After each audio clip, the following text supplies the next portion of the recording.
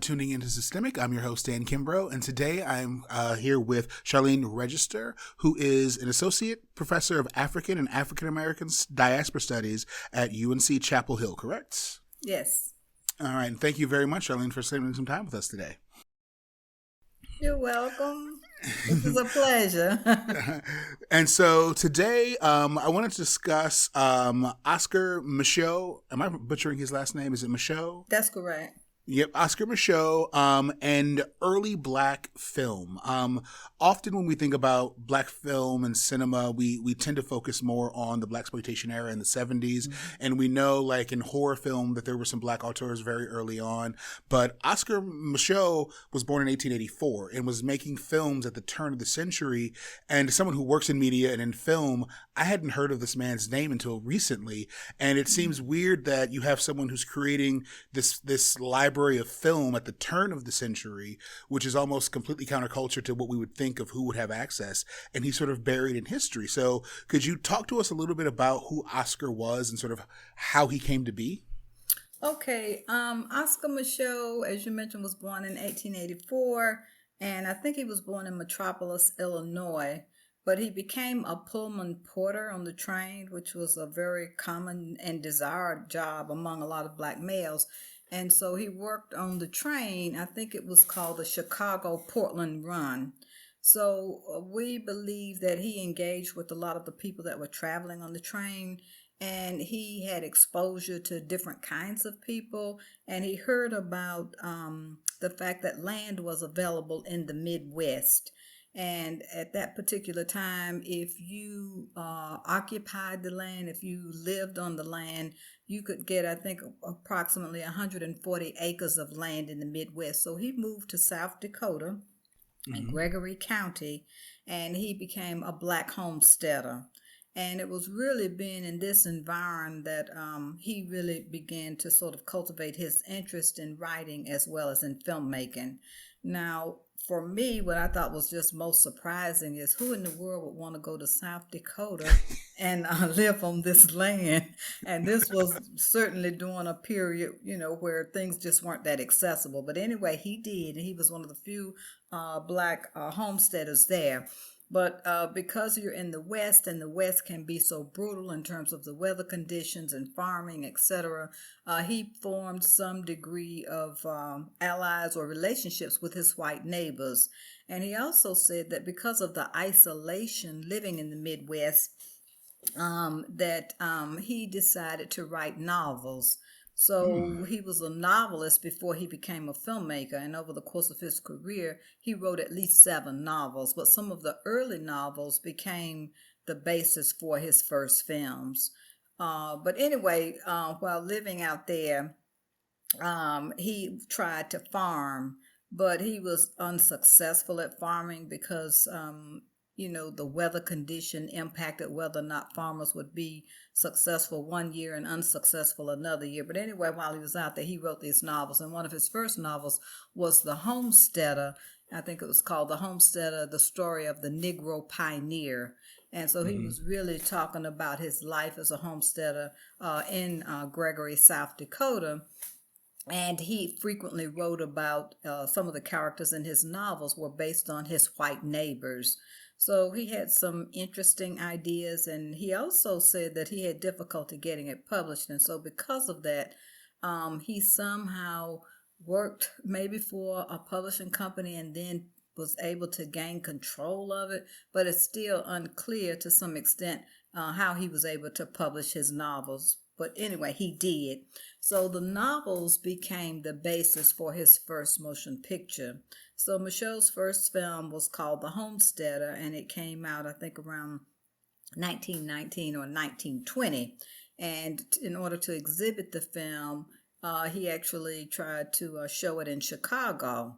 But the film was very controversial. And part of the controversy had to do with the fact that Micheaux implicated his father-in-law.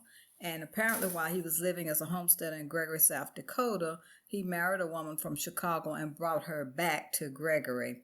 And their marriage was dissolved. And some people suggest that it could have dissolved because of the differences ideologically between Micheaux and his father-in-law. And his father-in-law had been a prominent African-American minister in Chicago.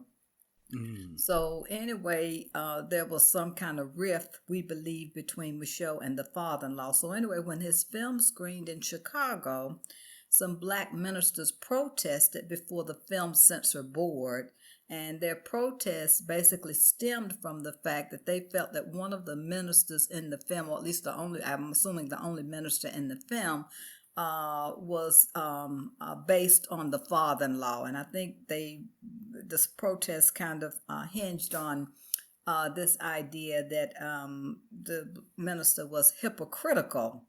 And so Mm. they refused or rejected the film because it was supposedly based on the hypocritical actions of, quote unquote, a colored minister from Chicago.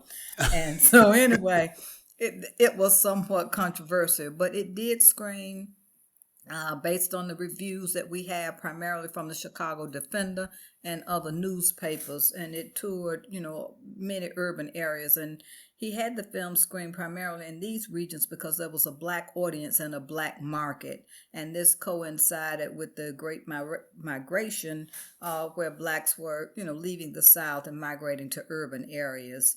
But anyway, once he achieved some degree of success with that film, he made a second film called Within Our Gates, and this one was probably the most controversial of any of Micheaux's films. And in Within Our Gates, it's actually about a young black woman who wants to become a teacher, and she does try to elevate schools, and she tries to get money from white investors. But anyway, the part that becomes controversial, and I hope I'm not getting this film mixed up with another one, but anyway, Micheaux, the reason it becomes controversial is because Micheaux has a character who's a young woman, and her parents are sharecroppers, and the family recognizes that the white sharecropper for whom they work is basically swindling them out of money. So anyway, the father confronts the white sharecropper, and they have an argument. But in the middle of the argument, someone who's peeping through the window manages to shoot and kill the white sharecropper.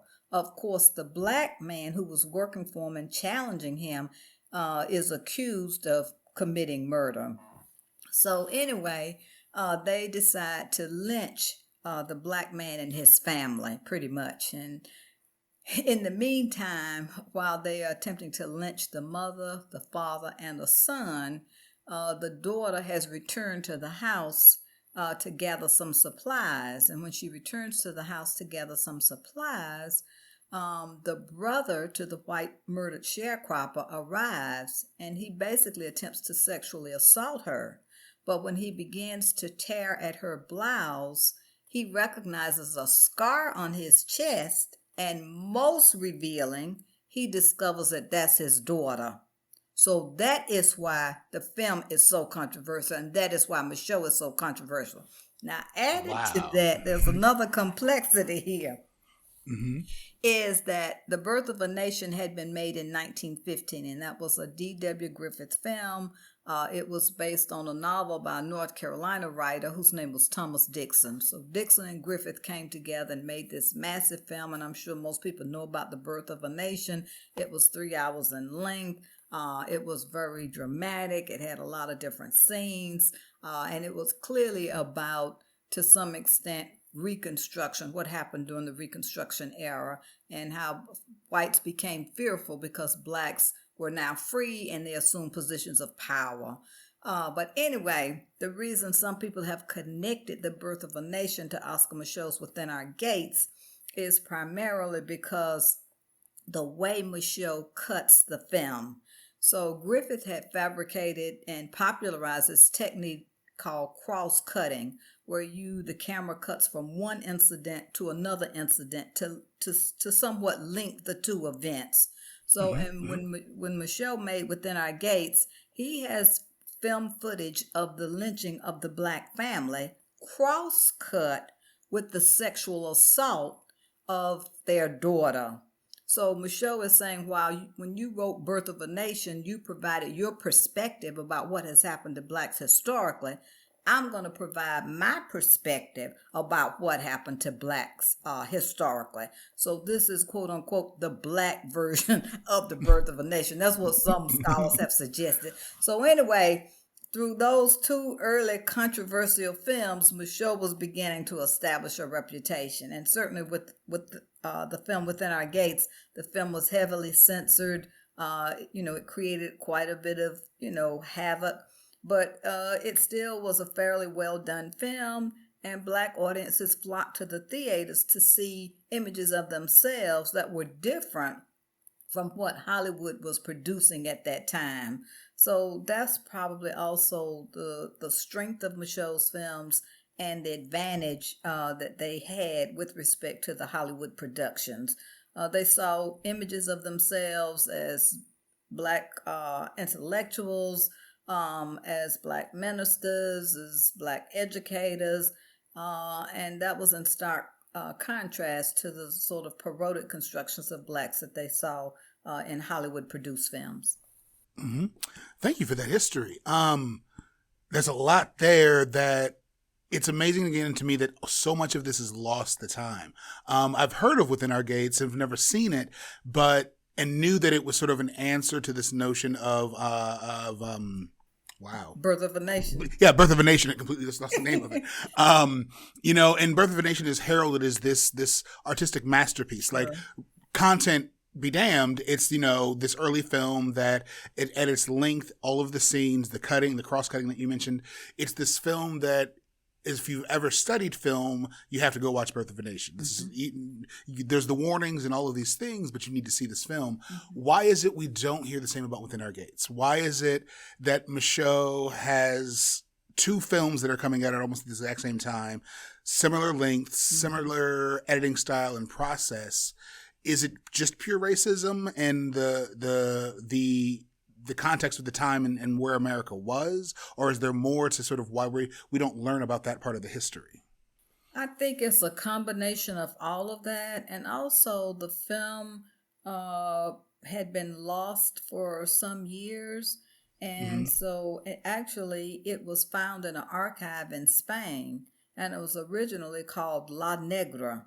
So when it came back to the United States, in order for them to restore the film, they had to translate it back to English.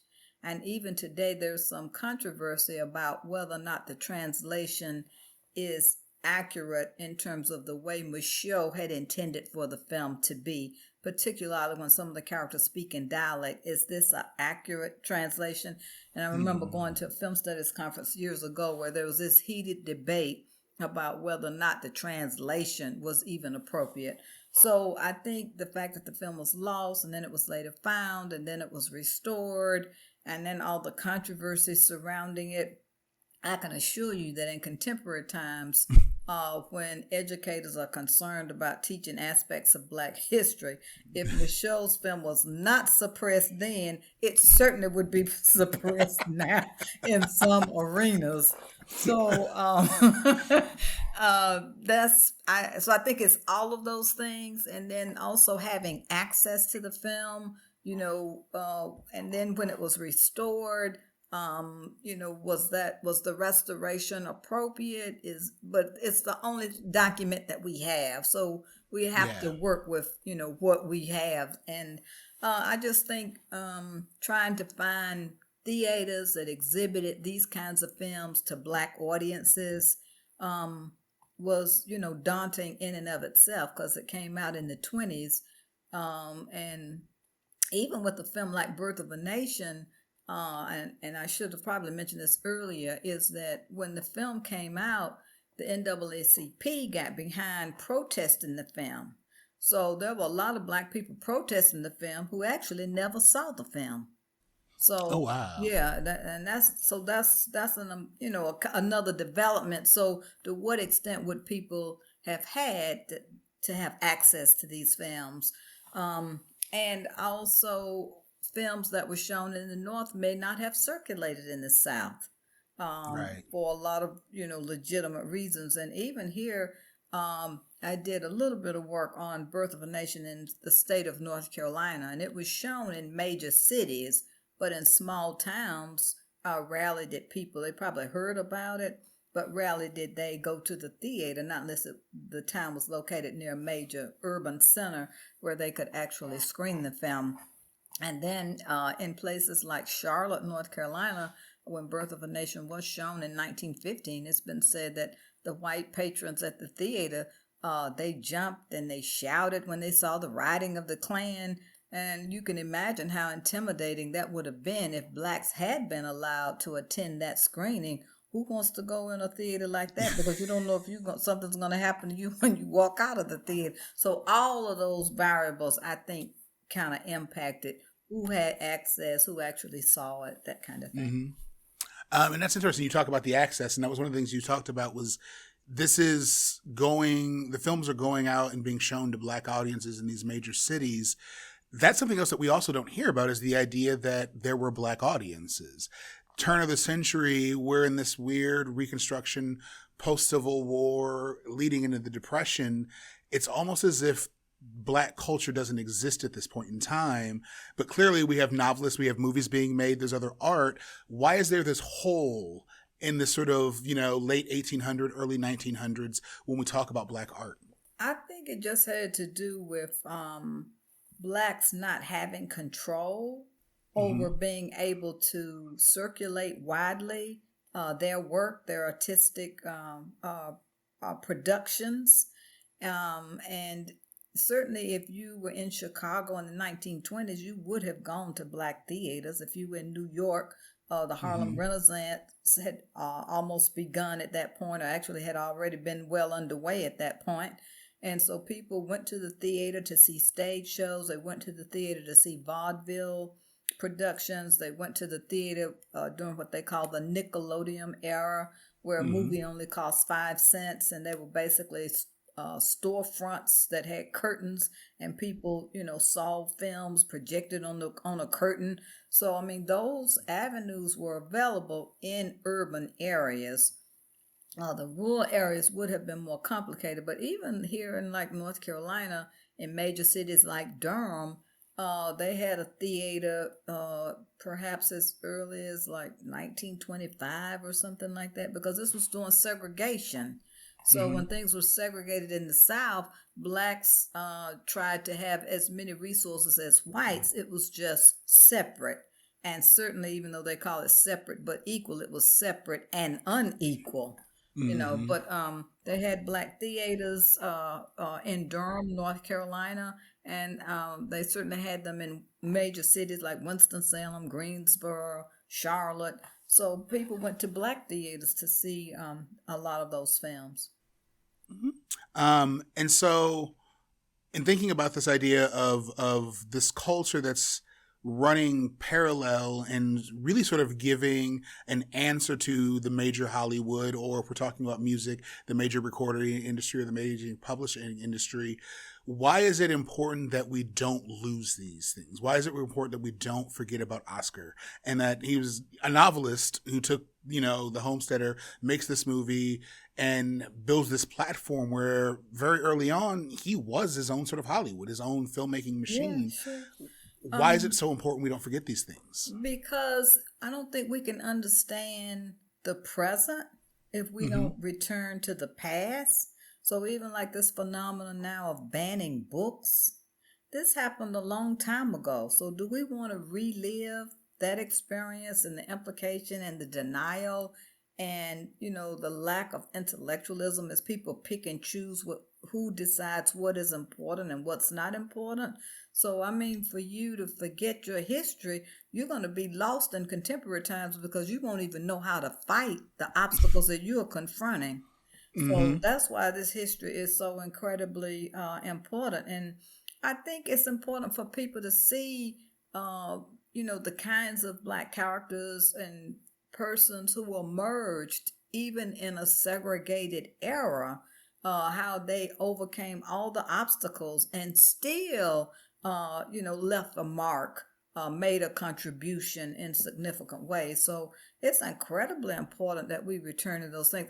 I'll be honest with you, even doing my show, when they found his film in Spain, I was like, how in the world did his film? But what happened? It was probably banned in the U.S. and so it went to Spain, and then they just preserved it in their archive. And that wasn't his only film that was lost. There was another film, and I'm not sure of the exact title, but it was found in an archive in Belgium.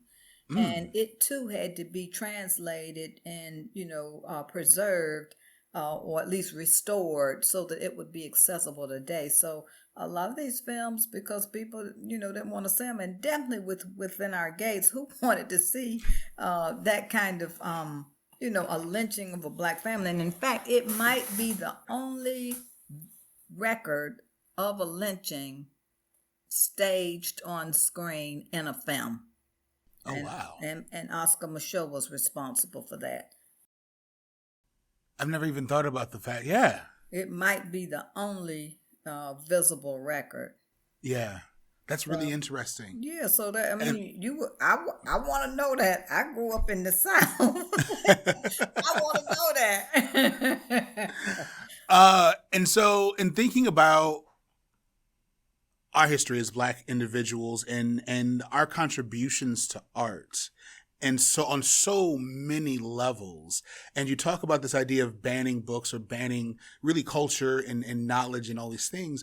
Why is it that we still today, why haven't we learned this lesson that like we can't go around saying you shouldn't study this information or you shouldn't study art or works from these people because you may learn something? Like, what is this fear of learning about the quote unquote other in our world? Well, I think really I can only speak to what's happening now, but I think it's really a political agenda that Mm-hmm. people are instituting to stay in power, gain power, and, in some way control what might happen in the future.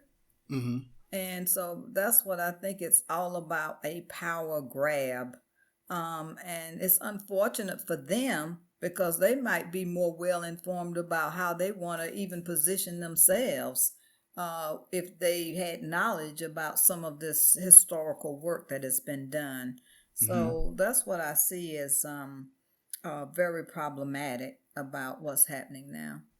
And then could you speak to then, in your opinion, the importance and the amount of power that art holds specifically from underrepresented groups if there's so much effort to keep these stories and visuals and images from getting out there? How much power exists in us being able to tell our stories? Because I think if we hear it enough, we begin to believe it, and we also internalize it. And most of us are very much aware of, prominent African Americans who've come before us, who've made significant contributions on a lot of different levels and in a lot of different arenas.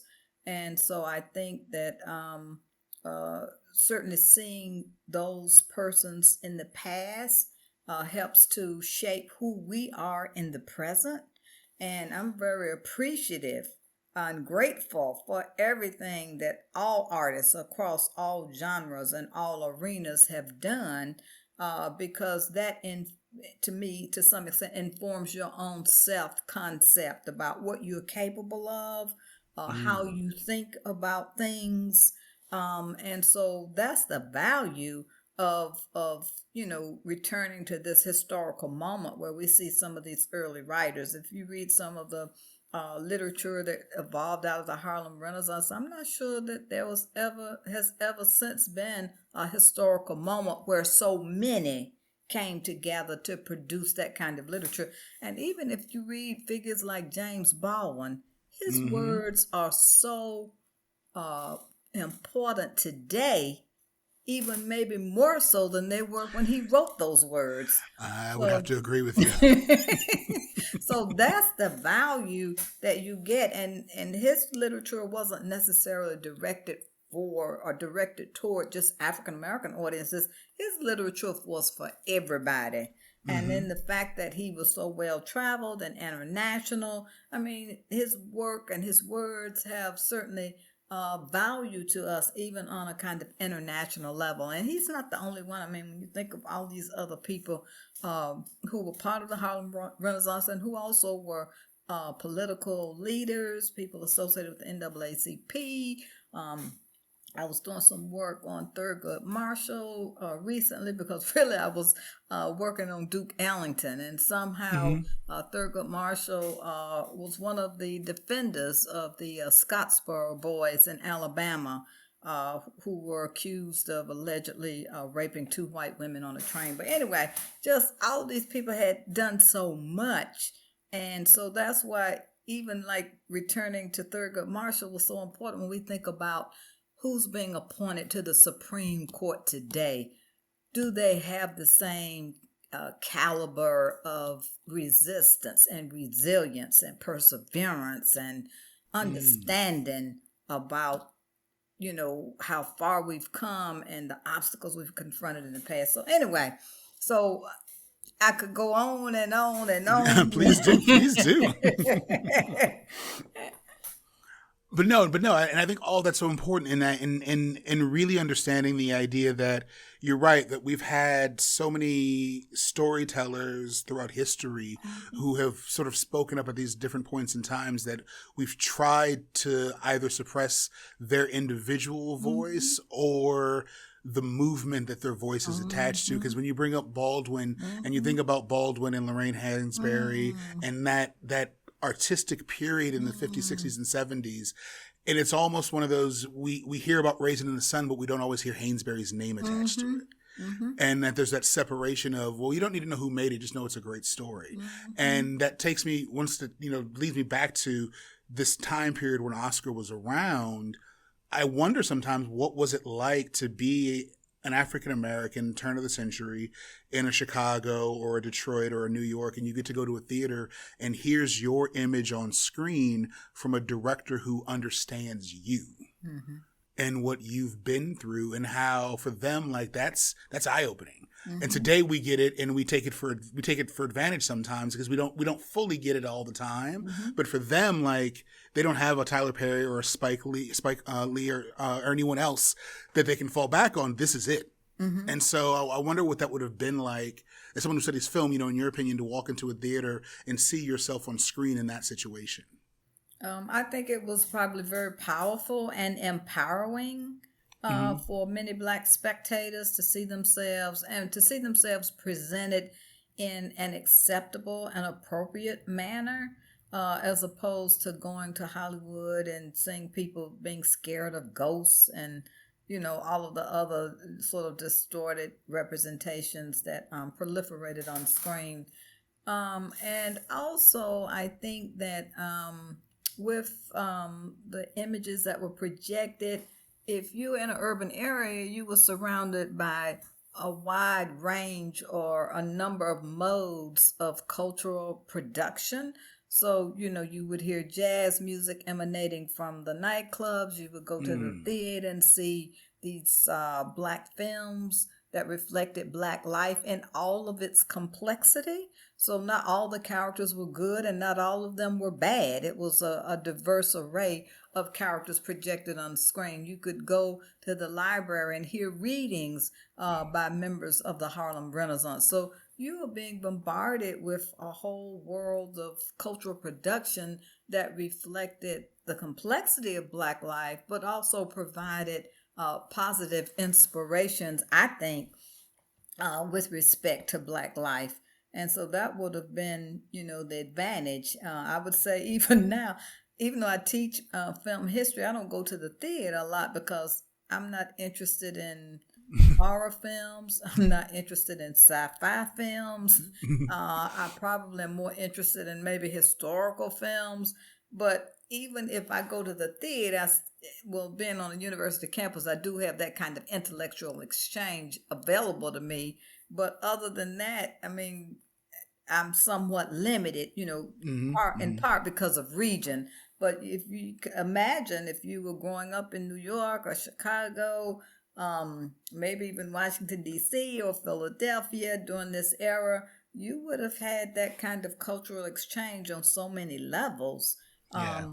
to inform your thinking, how you position yourself, you know, even making the choice to become a professional. If you don't see professionals, you may not have the motivation or desire to become a professional. But if you see them a lot and hear them a lot and engage with them a lot, it certainly has to motivate somebody. So Yeah.